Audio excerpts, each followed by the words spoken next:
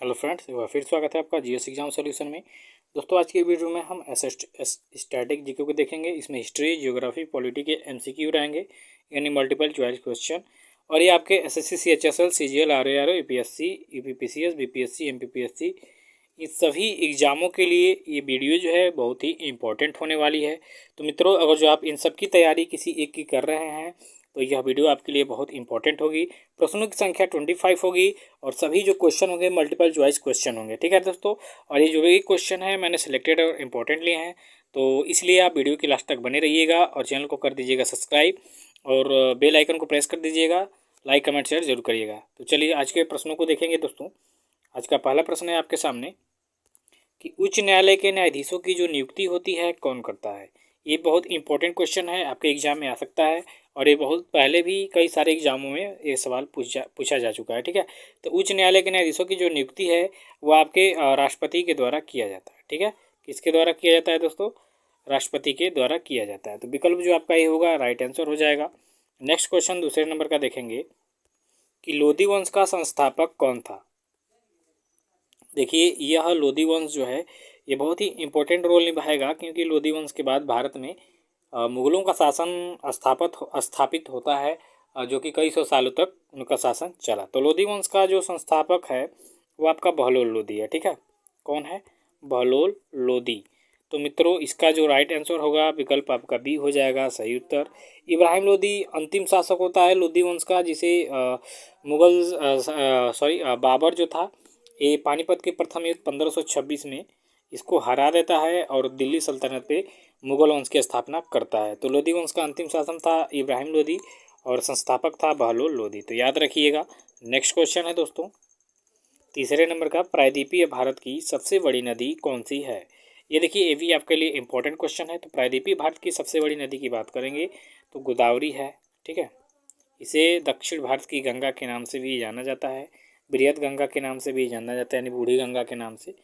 और ये प्रायद्वीपीय भारत की सबसे बड़ी नदी है। प्रायद्वीपीय भारत मतलब जो आपके इंडियन मैप में ये वाली चीज़ें हैं, इसमें सबसे बड़ी नदी है। ठीक है, इनमें गुजरात, महाराष्ट्र हैं, आंध्र प्रदेश है, उड़ीसा है, ठीक है, तमिलनाडु है, केरल है, गोवा है, ठीक है, बेंगलोर है, ये सब करके कई सारे हैं। तो ये आपका प्रायद्वीपीय भारत है, तो इसमें गोदावरी सबसे बड़ी नदी है। और भारत की सबसे बड़ी नदी की बात करेंगे तो गंगा नदी है। ठीक है, अगला है किसे कोस्का का पावर हाउस कहा जाता है। ये भी आपके लिए इंपॉर्टेंट क्वेश्चन है। तो कोस्का का पावर हाउस जो है आपके माइटोकॉन्ड्रिया को कहा जाता है। किसको? माइटोकॉन्ड्रिया को। किसको दोस्तों? माइटोकॉन्ड्रिया को। कोस्का का ऊर्जा घर या पावर हाउस माइटोकॉन्ड्रिया को कहा जाता है। विकल्प आपका जो डी होगा ये इसका राइट आंसर हो जाएगा। पाँचवें नंबर का क्वेश्चन है कि गन्ने में जो लाल सड़न रोग होती है किसके कारण होती है। तो गन्ने में लाल सड़न रोग जो होता है यह कोको द्वारा होता है। देखिए, गन्ना जो होता है इसमें जो लाल सड़न रोग हो जाता है या उसमें कवक जो लग जाते हैं उनके कारण होता है। तो याद रखिएगा, यह आपके एग्जाम की दृष्टि से इम्पोर्टेंट क्वेश्चन है। अगला है क्वेश्चन छठे नंबर का कि सिरके में कौन सा अम्ल पाया जाता है। देखिए, क्वेश्चन बहुत सारे एग्जाम में कई बार दोहराया है।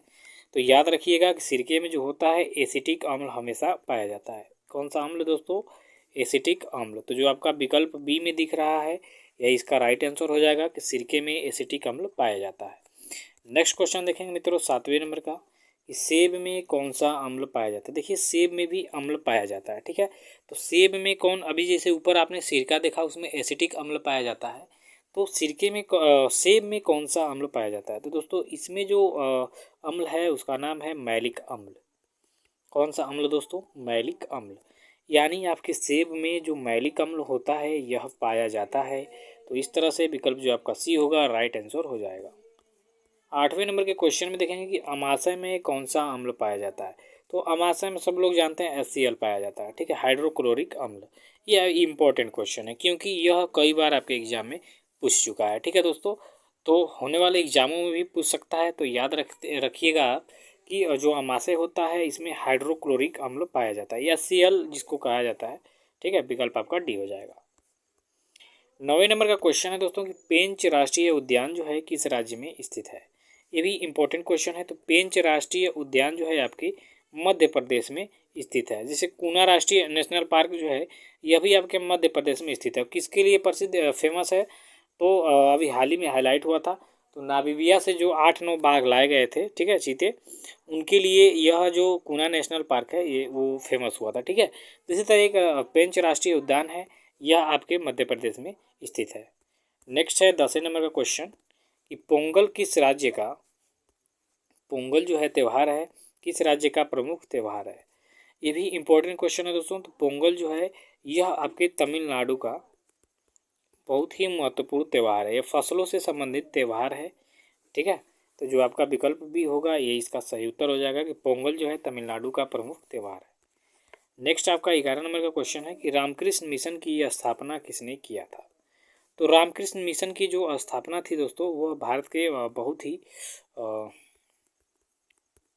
प्रसिद्ध व्यक्ति हैं जिनका नाम है स्वामी विवेकानंद, इनके द्वारा रामकृष्ण मिशन की स्थापना की गई थी। तो विकल्प जो आपका सी होगा ये राइट आंसर हो जाएगा। नेक्स्ट आपका 12 नंबर का क्वेश्चन है कि एलोरा की गुफाओं का निर्माण किसने करवाया था। तो दोस्तों एलोरा की गुफाओं का जो निर्माण है वह राष्ट्रकूट वंश के शासकों ने करवाया था। तो राष्ट्रकूटों ने इसका राइट आंसर हो जाएगा कि एलोरा की जो गुफाएं हैं इनका निर्माण राष्ट्रकूटों ने किया था। विकल्प आपका डी हो जाएगा राइट आंसर। नेक्स्ट क्वेश्चन में 13 नंबर का है कि अलाई दरवाज़ा किसने बनवाया था। तो अलाई दरवाज़ा जो है दोस्तों ये अलाउद्दीन खिलजी द्वारा बनाया गया था, ठीक है। एक बुलंद दरवाज़ा है, तो बुलंद दरवाज़ा का जो निर्माण करवाया था अकबर ने किया था, करवाया था फतेहपुर सीकरी में, ठीक है। गुजरात विजय अभियान जब करके वापस आया तो उसने बुलंद दरवाज़ा का निर्माण कराया था जो भारत का सबसे ऊंचा दरवाज़ा है। तो इसी तरह अलाई दरवाज़ा जो है अलाउद्दीन खिलजी से संबंधित है। चलिए 14वें नंबर का क्वेश्चन है कि नंदा देवी जो पर्वत चोटी है कहाँ पर स्थित है। यह एग्जाम में आपके पूछा जा सकता है कि नंदा देवी पर्वत चोटी आपका कहाँ पर स्थित है। तो नंदा देवी पर्वत चोटी की अगर जो बात करेंगे दोस्तों तो नंदा देवी पर्वत चोटी है आपके उत्तराखंड में स्थित है। कहाँ पे, उत्तराखंड में। तो इसका जो विकल्प होगा सही आपका बी हो जाएगा कि उत्तराखंड में नंदा देवी पर्वत चोटी है स्थित। 15वें नंबर का क्वेश्चन है कि भारत में सबसे पहले छपाई मशीन कौन लाए। ठीक है, छापने वाली मशीन जो है सबसे पहले इनमें से किसने लाया। तो देखिए छपाई मशीन जो है सबसे पहले पुर्तगालियों ने भारत लाया था, ठीक है। पुर्तगालियों ने क्या किया था, सबसे पहले भारत में छपाई मशीन लाए थे। तो इस तरह से विकल्प आपका सी हो जाएगा। नेक्स्ट क्वेश्चन है आपका 16 नंबर का, आरबीआई अर्थात रिजर्व बैंक ऑफ इंडिया का मुख्यालय कहाँ है। देखिए आरबीआई को आप लोग जानते हैं भारत का सबसे बड़ा ये बैंक है, सबको नियंत्रित करता है, ठीक है। और तो आरबीआई जो है इसकी स्थापना आपकी 1935 में हुई थी, याद रखिएगा। और इसका मुख्यालय आपका कहाँ पे है, तो मुंबई में है। कहाँ पे है दोस्तों, मुंबई में। मुंबई क्या है, भारत की आर्थिक राजधानी है, ठीक है।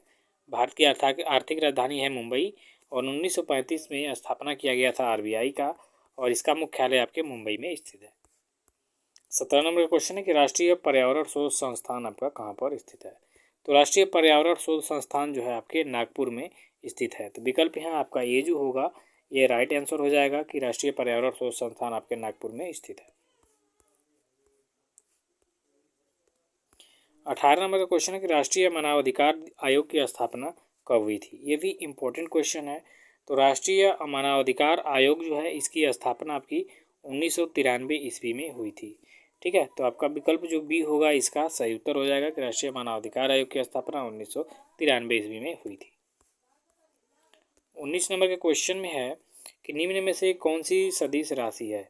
तो इसमें से दोस्तों जो आपका संवेग है ये आपका सदिश राशि है। क्या है, सदिश राशि। कौन, संवेग। तो विकल्प आपका सी हो जाएगा राइट आंसर। 20 नंबर के क्वेश्चन को देखेंगे कि फाउंटेन पेन का आविष्कारक कौन थे। तो फाउंटेन पेन के जो आविष्कारक थे वो थे आपके वाटरमैन। तो विकल्प यहाँ आपका डी हो जाएगा राइट आंसर मित्रों। चलिए 21 नंबर के क्वेश्चन देखेंगे भारत और पाकिस्तान के बीच अंतर्राष्ट्रीय सीमा रेखा का क्या नाम है। यानी भारत और पाकिस्तान के बीच जो अंतर्राष्ट्रीय सीमा रेखा है उसका क्या नाम है। तो उसका नाम है रेड क्लिफ रेखा। यानी आपसे कोई कहे कि रेड क्लिफ रेखा जो है किन दो देशों के बीच स्थित है, तो भारत और पाकिस्तान के देश के बीच में बताएंगे। तो इसका राइट आंसर आपका ये हो जाएगा। 22 नंबर का क्वेश्चन है कि अक्षरधाम मंदिर कहाँ पर स्थित है। तो अक्षरधाम मंदिर जो है आपके दिल्ली में स्थित है, ठीक है। तो विकल्प आपका जो बी होगा इसका राइट आंसर हो जाएगा कि अक्षरधाम मंदिर दिल्ली में स्थित है। 23वें नंबर का क्वेश्चन है कि आज़ाद हिंद फौज का गठन किसने किया था। तो आज़ाद हिंद फौज का गठन जो है सुभाष चंद्र बोस द्वारा किया गया था। किसके द्वारा दोस्तों? सुभाष चंद्र बोस द्वारा। जो विकल्प आपका सी दिख रहा है इसमें, यही इसका क्या हो जाएगा? राइट आंसर हो जाएगा। ठीक है, चलिए 24 नंबर के क्वेश्चन को देखेंगे कि भारतीय संविधान का कौन सा अनुच्छेद राज्य सरकारों को ग्राम पंचायत के गठन का निर्देश देता है। यानी ग्राम पंचायत से गठन से संबंधित जो अनुच्छेद है वो कौन सा है? तो इसका राइट आंसर हो जाएगा अनुच्छेद 40। ठीक है, अनुच्छेद 40 जो है यह जो है भारतीय संविधान के अनुच्छेद में जो राज्य सरकार होती हैं उनको ग्राम पंचायत के गठन का निर्देश देता है, अनुच्छेद 40। ठीक है, चलिए 25 नंबर का क्वेश्चन है कि खो खो में कितने खिलाड़ी होते हैं। तो खो खो में दोस्तों 9 खिलाड़ी आपके होते हैं एक टीम में। तो आपका राइट आंसर हो जाएगा विकल्प ए।